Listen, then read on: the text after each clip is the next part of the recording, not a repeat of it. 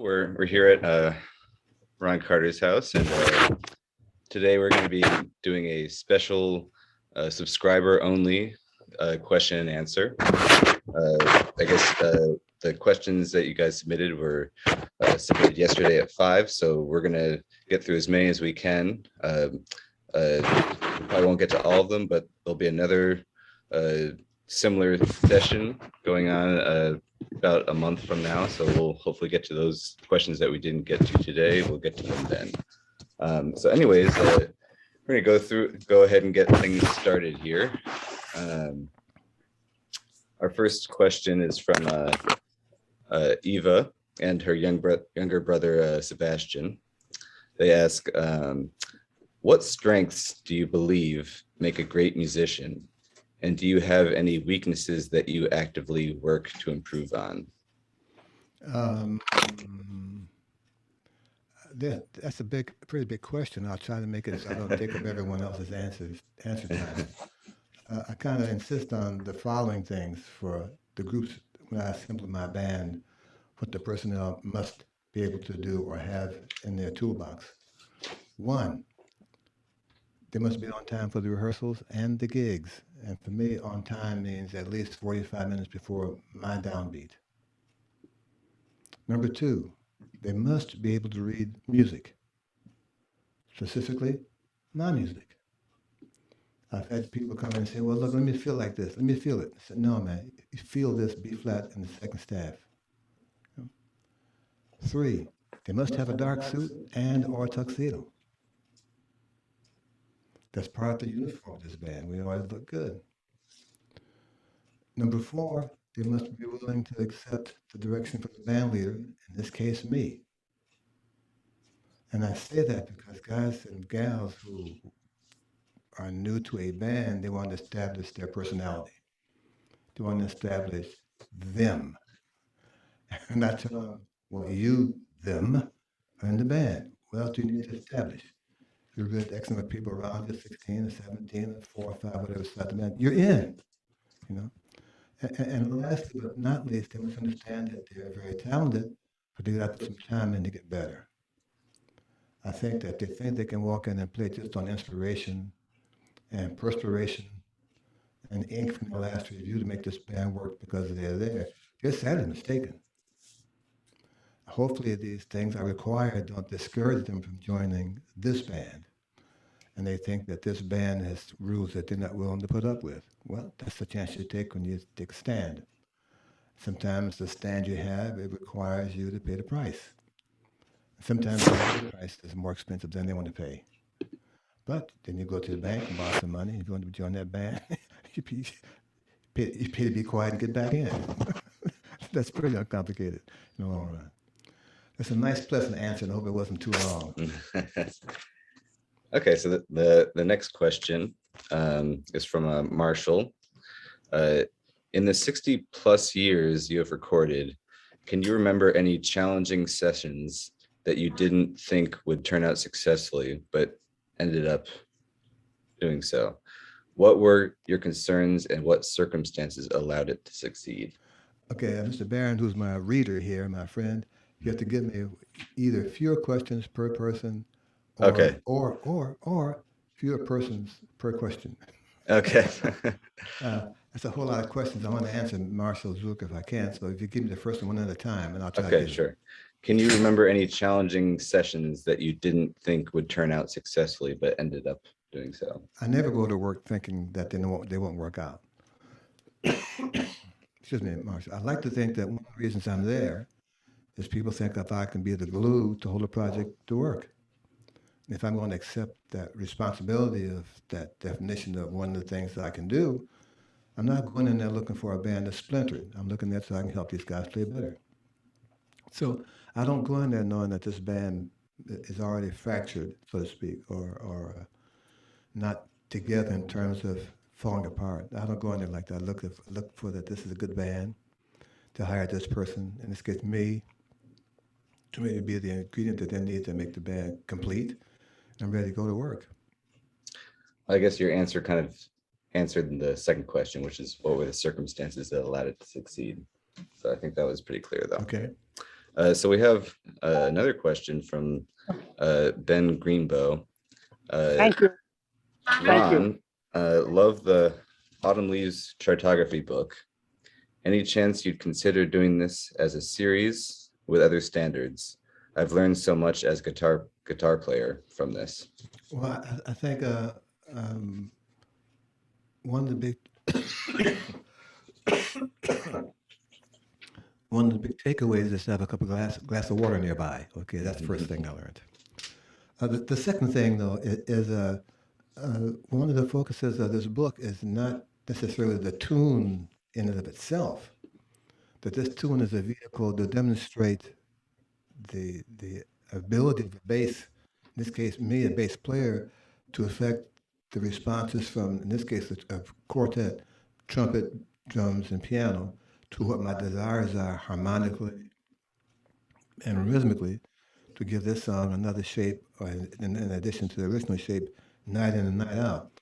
That format could have been used, analysis could use with any kind of song, any tune, anytime, depending on how often they are played. In this case, five different concerts that had decent sound because they were recorded at different places to work. Autumn Leaves just happened to be that song. I knew that going into this project and this process, I needed to find as near a library and laboratory as I could find. And I knew that this band was going to play Autumn Leaves for the first tune every night to turn out for the next 5.5 years.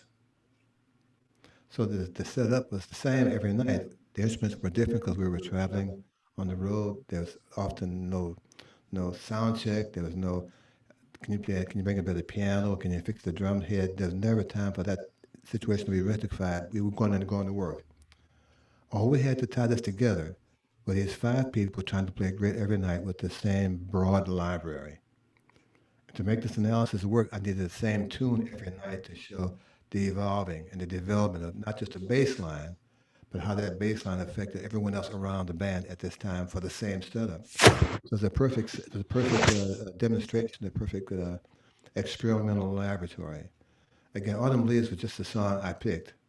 It could have been the theme. It could have been any tunes we played, Sailed by Starlight. But I think that this is the easiest thing that everybody knows this song, whether they play it good or not. And this is my view of how to analyze the basses, how the bassist and me are able to direct the band harmonically and rhythmically, knowing the library and that we got a chance to fix this the next night for the same tune at the same time somewhere else. So any tune would have done. Autumn Leaves was the most reasonable choice to pick. So you would consider doing a series with this? That's what they're asking. I've thought about that. I'm so exhausted after doing that. Just enough to have the same breakfast every morning.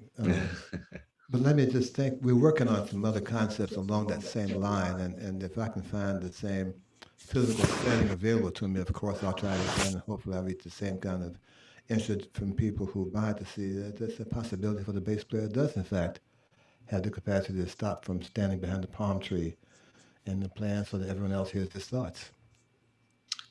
Sorry, and her thoughts.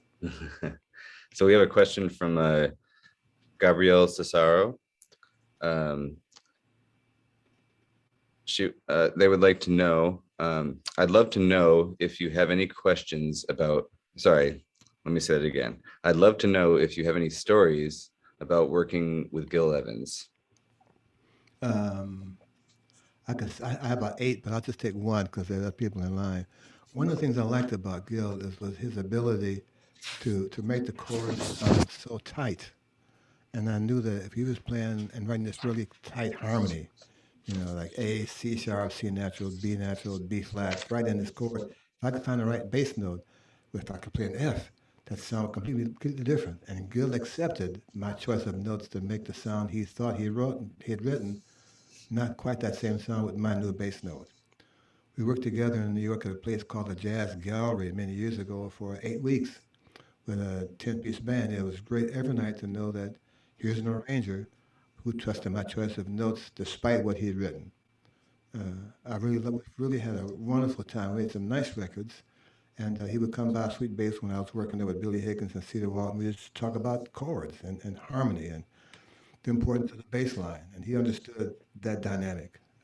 Wonderful guy to know, wonderful guy, and he wrote really.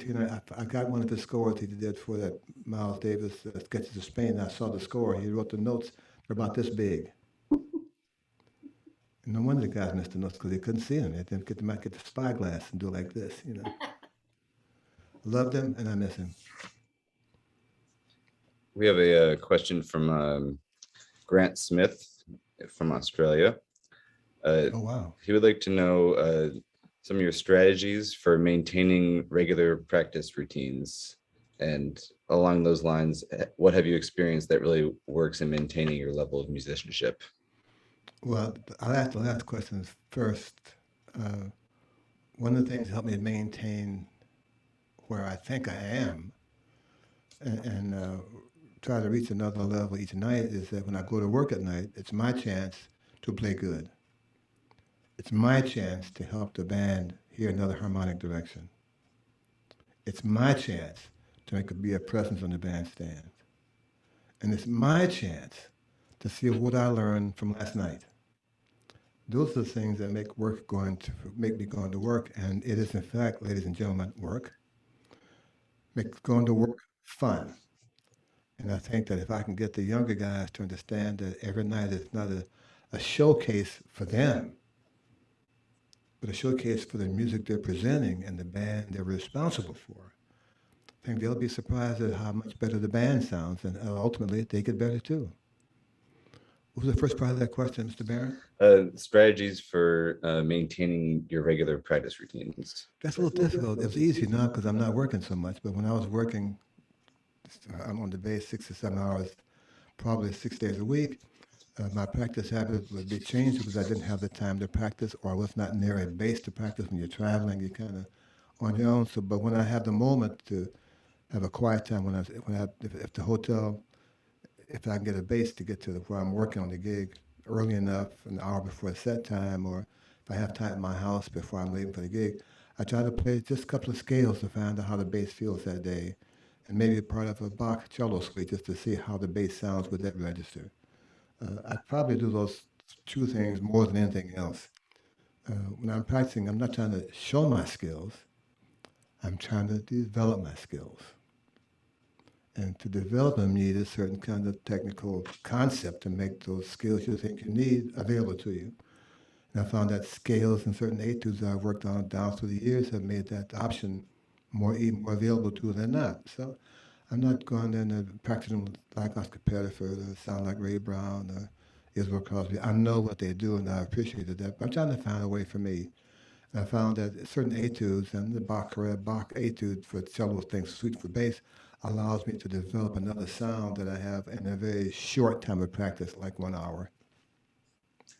And Grant had another question. Where do you think music and education is heading with today's current situation? Um, Grant, is that correct? Yeah. I'm not sure where they are, but if you find the address, please email it to me and let me get there for everybody else. All right. Um, this question is from Robert. I'm not going to try to pronounce his last name. Uh, in situations where things are getting a little chaotic rhythmically, and the band is looking to the bassist to get everyone on the same page, what methods do you use? Just keeping good time through the chaos. It depends on several things. Uh, who the tallest guy in the band is, and who ultimately writes the checks. If I'm both of those, I carry a small stick and I have a small shark nearby. If I'm not the band leader and I'm not paying check writer, I have a bigger stick. And I'm inclined to give those guys a route more often just to let them know that I do know where the form is. And I do think it belongs right here. You want a route? Here's one. Bam, F, S7, F on the bass, top of the tune. Uh, the things I can do depending on the band's awareness of the bass player in the band, which may be one of the reasons why they're falling apart rhythmically. And I don't mind doing those devices when I think it's really critical to make the band feel like at least here's some guy who thinks he's in charge and he's going to show me that by playing these notes with a certain rhythm. Uh, I'm pretty good at that. And I'm getting better the more I find these environments that are not so much rhythmically hostile, but looking for somebody to rein in this enthusiasm to put this concept in a better order, in a better form, clearly a different form. And I think that by playing a certain order of notes and playing a little less rhythmically active and playing a little more quarter note feeling in our lines, I think if the guys listen to this information that's at the back of the band, kind of helps him figure out where he thinks we belong, and let's jump on this wagon. Um, this question comes from Glenn Rainey. What is more important to you, technique or style? I'm not sure how you can separate the two. I mean, one needs to they both need each other to exist, and it depends on how much skill level you have or lack of skill level you have to determine what ultimately is your style. Okay. Um, this question, this is kind of a long one. This is from Bill Wingert. Uh, I have an embarrassing beginner question, but I'm desperate to get past this flaw in my playing.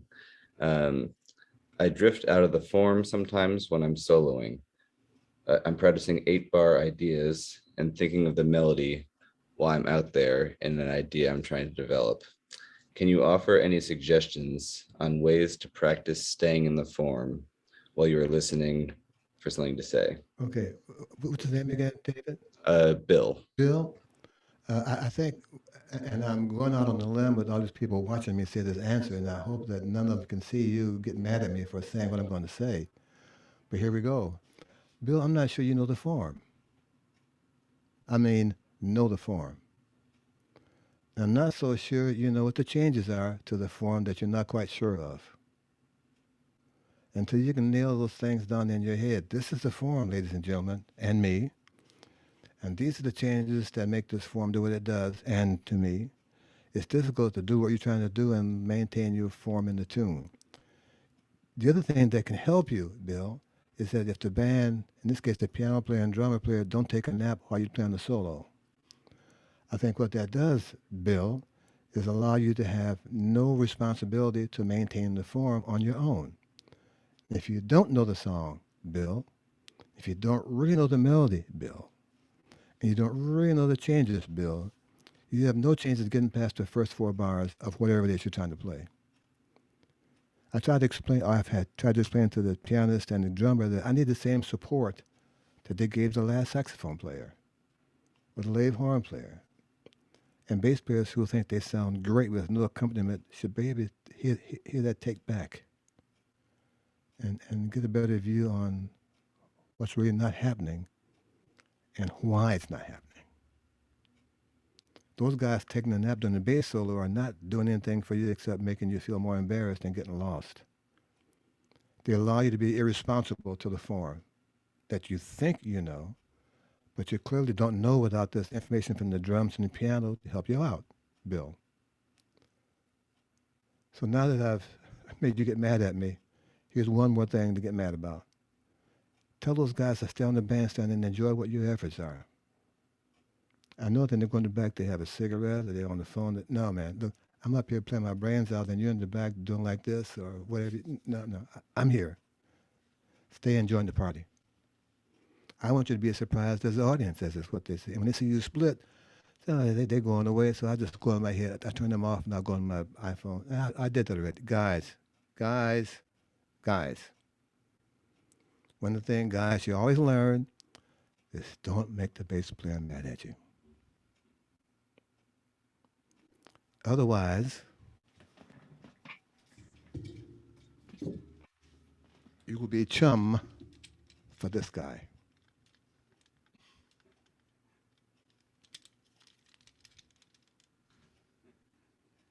This is my pet. Have a small leash. You know. No, not a leash. Leash. Yeah.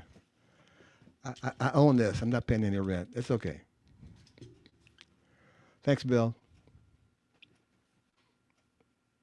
All right. So this question is from Gulshan. Was there one gig in particular that you will never forget, and why was it so special? That's the kind of question that's similar to what I get asked about the best record I made and the best gig I made. And I never answer those questions because it implies, just because I would dare to separate those, or that this gig I'm bringing up as the highlight implies that all the 6 or 7 others that I made and the last record I made, it wasn't as good as this one. And I don't buy into that trap. I don't buy into that concept. I would tell you, however, that each gig I've done, each record I've made, all 17 of them, has allowed me to get better and better. And I assure you, I understand that the theory lessons I've learned and able to put in play, the rhythms I've tried to fool around with and try to see what didn't work, the pitches I played, the sound I bring, all those bands I've made records with and played with, they accept that this guy is no longer behind the palm tree. And he's determined to be a part of the band's development. They trust my judgment, whether they don't understand that note or that rhythm, but they trust me. So I would never say that this was the most important gig I made, or this is the best set of my life. If I do that, it's time to hang up the bass and take up tuba, or take up collecting newspapers. None past 1937. This question is from Charles Schwager. Hello, Charles. He asks, how do you bend these notes? So I'm going to modify that and say, you're kind of known for the way that you slide and bend notes, but somehow the listener can always tell it's you, even if there's someone trying to imitate you. Like, they can always tell it's you. So how do you arrive at that?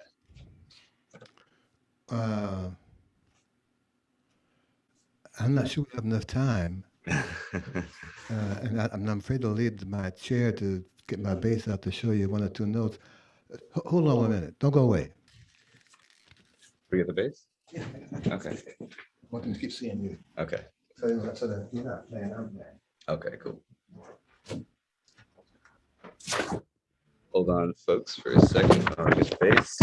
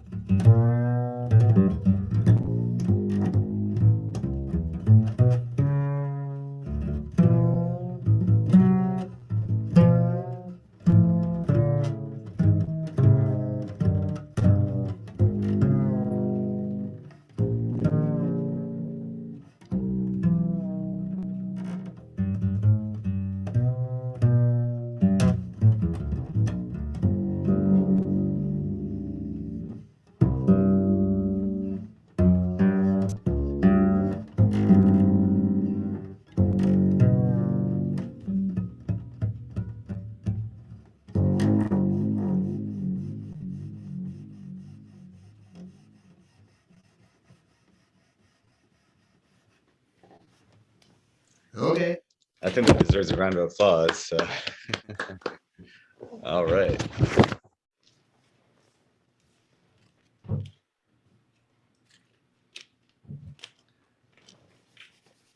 So along those lines, though, it always seems like a natural course of events. Like the bass, by nature, it seems like it's a sliding instrument, right? There's no frets and so on, but it seems inconceivable, but that no one really utilized that up through the history of bass until we arrived at you.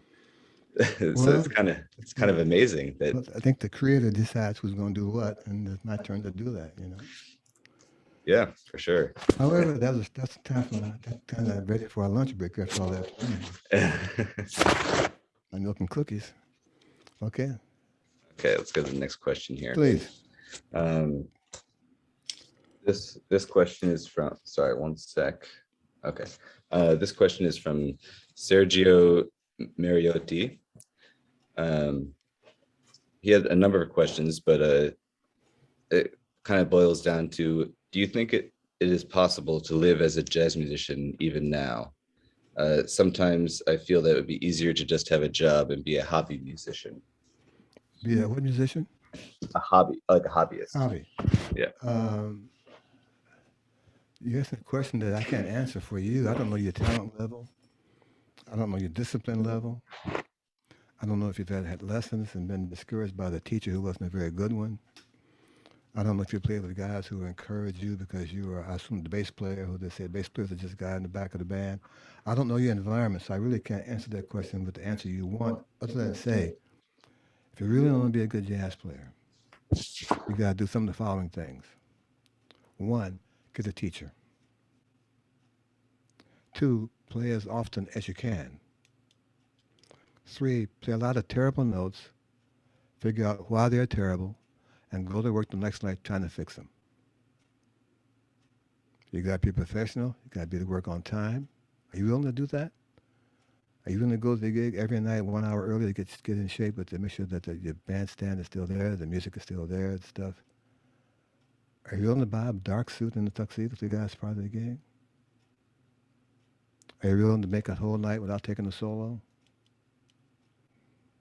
Can you get by with everybody telling you, man, yes, you keep playing A flat too high. Can you play that in too? Are you willing to tolerate that? If you can do none of those things, you have a tough time making good jazz, because all the guys who do what I just now said you have to do, those guys are good players. I'm trying to join that group. Okay? All right. This question is from Jim Anderson. He wants to know if you've ever experienced a tightening in either the right or left hand fingers when playing up. Dave, I'm not sure they can, somehow, some point that they can't hear you read the question. Oh, I'm sorry, I was just muted. My apologies. Thank you, Daryl. This question comes You're from welcome. Jim Anderson. If he wants to know if you've ever experienced a tightening in either the right or left hand fingers when playing up or very up tempos. No, I haven't. And I think there's one of all the things that you cannot practice at home is how to play fast. But I think there's a mistake in how to learn how to do that. And I think one of the mistakes bass players look to is that sheer exhaustion. I think one of the two reasons that happens, and I've got your name, I'm sorry, is that you don't really know the changes to the tune past a certain speed. You don't have the skill level to maintain that skill, whatever the tempo is. It has nothing to do with being the strongest guy on the bandstand or the guy with the most determination to be the last guy standing. You know, I do know those gigs. And I do know where you got lined up 8 saxophone players, 7 of them shouldn't be there, waiting to get some of you. Okay, that's part of the process, you know. Having said that, one of the reasons I've been able to get through those moments is that I really know the tune we're trying to play. I mean, I really know that song. I can sit down and write you the changes. And two, I'm constantly working on my skill level. Not solos, not hit bass lines. What technique do I need to find the notes I hear? If I can do those two things enough times in a row, it allows me to increase to speed up my thinking process. So I'm no longer worried about playing this F7 to B at a ballad. Can I think faster with first finger on D string, F? What notes are here? I don't know. Wow, can you play this tune past the ballad? The chord note equals 92. If you have second finger F sharp on the D string, where else can you play that F sharp? Gee, Mr. Carter, well, wait. The chorus is, we already into the bridge now. That. That's what I call skill. I think it isn't the guy who does this the fastest and the hardest. You know, well, they get through some kind of way, but if you hear their notes, I'm not sure they put the best choice of notes, and I can understand how they get exhausted after the first enthusiasm kind of wears itself out. They call that adrenaline. Is that what they call that? Yeah, the old adrenaline trick. Yeah, you know. Don't do that. Okay. Okay, this next question is from Paul Fonseca. Hello, Paul. Uh, did you ever spend any time with Paul Chambers or have the opportunity to talk with him? If you did, would you be able to say what you were both spoke about? I know that you were Okay, classmates, right? okay. I didn't know him very well. I think his father and my dad were bus drivers on the same bus line in Detroit. At the time I got to New York, Miles Davis Band, which was Paul's primary employer at the time, they were really working a lot of gigs. So my chances of seeing and meeting him were not very good because came to New York as a master's student in Manhattan. So my time was spent making 8 o'clock classes and working the night trying to get some work to support my family. So we didn't have that much time for conversation because our schedules were so going in a different direction. We did speak. We did talk some very general conversations about Detroit, and his family had two sons at the time, and we didn't talk about music because I'm not sure he knew what I'm not sure I knew what to ask him, and I'm not sure he was felt like explaining how he played stablemates, you know, or how he played milestones. Uh, so our conversations were kind of limited, you know.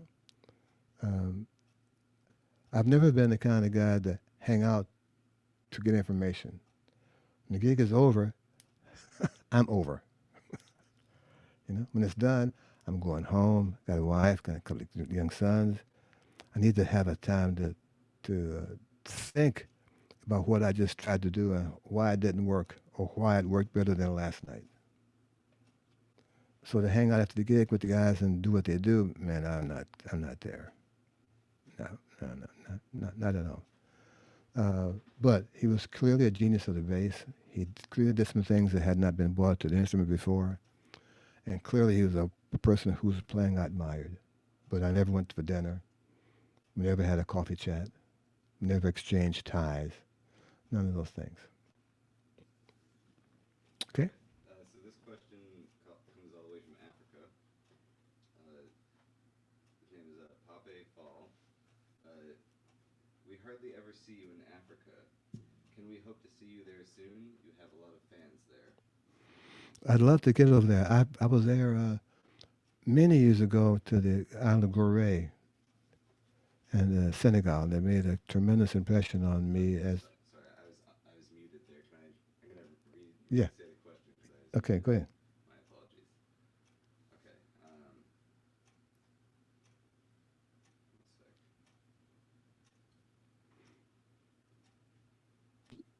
One sec. Okay. Sorry, we're gonna say that question again. I keep forgetting to unmute myself. Thanks, Daryl. This question comes from Pape Fall from Africa. He says, "We hardly ever see you in Africa. Can we hope to see you there soon? You have a lot of fans here." I was been there many years ago, probably 30 years ago, when my late wife was doing a research paper, and I went to Senegal and Dakar, and I went to the Gorée Island, which is the island of last return, no return, and where the slaves were shipped off to various points away from Africa. It still has made a tremendous impression on me. To know that I'm standing on land that my four forefathers were taken from and spread out to the world everywhere but Africa. I'm anxious to come home, and I'm anxious to see how the music is, and anxious to meet my fellow African musicians. And as soon as the world starts to open up again, hopefully I will be able to find a promoter who is able to work out the situation where I can, in fact, return and say hello again. Okay. Okay. This question comes from Luca. Uh, how do you keep yourself always motivated in studying music and learning new things? And he has another question, but I'll let you answer that one Okay. first. As I mentioned earlier, I go to work every night, and it is work underlined in capital letters to find out what else can I learn tonight, one, and two, how can I help my fellow musicians of the evening play differently and better just because I'm standing there. And I say standing because I never play sitting on a gig. Uh, I like the ability to be able to be responsible for giving a theory class every now and then on the bandstand or some kind of rhythmic dictation. I like that reputation of being able to do that. But more and more, I like the guys understanding that I'm going to work every night to get better at doing what it is I do. And I think to go to work just because I'm going to work, I mean, that's kind of fruitless, you know. I like the challenge of challenging me. I think one of the things that drives me to do that is my own personal view of my personal being. I know I've done some good things. Can I improve on those? Can I make up for the notes that I played last night? They were not the best choice. Yeah, they were a choice, but there's another way to get that done. Can I bring my memory from the last night or the last set or the last gig to this current gig and make that new view of this F7 or this new view of playing 3 against 4 work at this tune with this band who's got a different harmonic and rhythmic sense? I look for these challenges every night when I go to work. Hopefully I get better that night so I can get even better for the next night based on what I've already learned. Going to work is fun for me, despite the gray hair. But I have nice ties, and that's really good too. 2 more questions, Mr. Barron, and we'll call it a day. Okay. Luca just had a second part of the Okay. question. He wants to know, have you always wanted to play jazz music since the beginning of your career, or other genres that you've been Okay. interested in? No. As a matter of fact, I started out as a classical cellist who got a lot of young ink, and I was a young African American player, 12, 14, 15, 16. And I played cello until my senior year in high school. And I switched to string bass because I felt that I wasn't giving the chance to play in organizations that required cello players. Certainly, they didn't require African American cello players. So I switched to string bass my senior year in high school, which would make it the spring of 1955. Talked my parents into letting me try string bass. I sold my cello and made a down payment on the string bass. Got some lessons. Auditioned for the Eastman School of Music in the spring of '55. Was awarded a full scholarship to Eastman. Went to Eastman for 4 years, and at Eastman I was joined a band, a house band that featured jazz all night, all week. And I had a house band to play opposite some famous jazz band players. And in the meantime, I'd come back to Detroit for vacations and worked on holidays and summer breaks. And one of my neighbors was a Dave Brubeck fan. And at the time, a lot of the fraternities and sororities would give weekend dances. And he said, I need a bass player. Can you do this job? I said, well, I'm not really sure what it entails. He said, well, listen to this record and learn these tunes. I said, well, I've always good at rhythmic and harmonic dictation. I can do that, you know. So it was that Dave Brubeck Jazz Goes to College record. There was a really big, one of the really first big group jazz records to sell a whole lot. So I learned those tunes. I didn't understand how they got to those points, but I understood where they ended up. And I did that for a couple of summers, and in Rochester I got better, and I got more and more gigs with the bands, and here I am in New York, 55 years later, still looking for the right notes and still on time for the gigs. Still got a new tuxedo, got my shoes shined. I'm always at the gig 1 hour early to make sure my stuff is still there from last night, and the day guy who cleans up didn't try to play the bass or fool with my amp. I know those guys, man. Well, Daryl don't know. Daryl knows. Daryl's been there. He knows he goes to the gig and somebody moves the stand 3 feet away and the piano's always, no. Daryl, don't do that. Take your bass home every night. I take mine home every night. I'm playing it. I'm moving it. I'm playing it. I'm bringing it back. I want to be sure of 2 things, Daryl. One, it's still my bass. And 2, there's still 4 strings waiting for me to play them. Not 3. Not 2.5, because my tune is done. No. I'm the guy. I'm sole responsibility for that. I signed up for it. And I re-enrolled every semester. Got a card. You're a part of the base. Yeah, I got that. Yeah, okay. And thanks for reminding him about being muted, Daryl. One more question, Dave. Okay. This question is from Richard Prosh. He'd like to know more about your recording the album Super Strings. It's one of his all-time favorites with Kenny Barron. How did that record come about? Well, I did one of my last projects with Milestone, I think, and Tony May, the engineer, who's a really wonderful guy. In addition to that, asked me, say, "Well, why, hey Ron, I got this. You got this record. Let me talk to you about that." I said, "Okay." You how about trying some other things? I said, "Okay, like what?" And he mumbles some stuff. I said, "Speak up. Don't be afraid. Speak up. You got good vocabulary. I know those big words past more than two syllables. You know."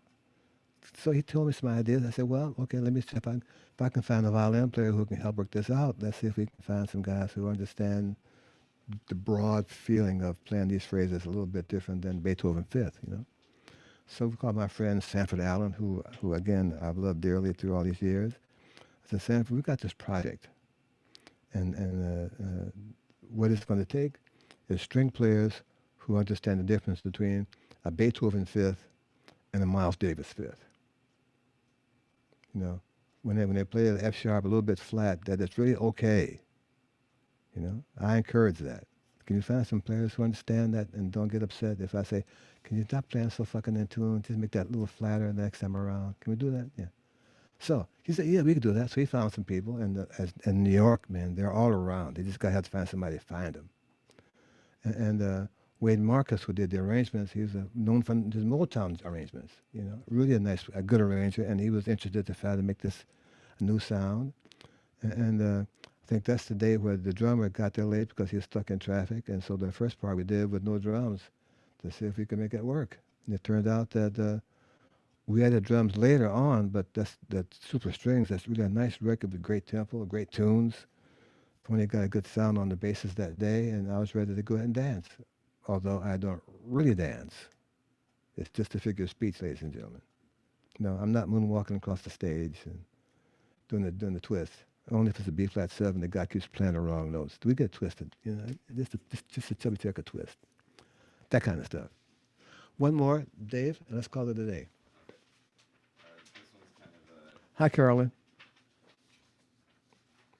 a broad question, but Greg Kelman would like to know. Wait a minute, you said broad question. I say hello, Carolyn. Is that the connection there I missed? Oh, sorry, I forgot to unmute again. Okay, Okay. sorry. Say that one more time. I just said hello to Carolyn, and Oh, okay. So Greg Kelman wants to know what inspires you to strive to get better and be the best that you can be. um, probably watching my father raise 8 kids during some difficult racial times in Detroit in the early 30s and 40s. He was born in 1910, and as he got older and got better, got more mature, he would grow up, you know. They recognized he was had a math genius. And at 18, when he was ready to go to college, the colleges were not ready to accept an African American male doing anything but sweeping the floor occasionally. So he ended up not being able to work on that skill level he was clearly had available to him. But I watched him raise a family of 6 girls and 2 boys and a wife. I watched him build a house.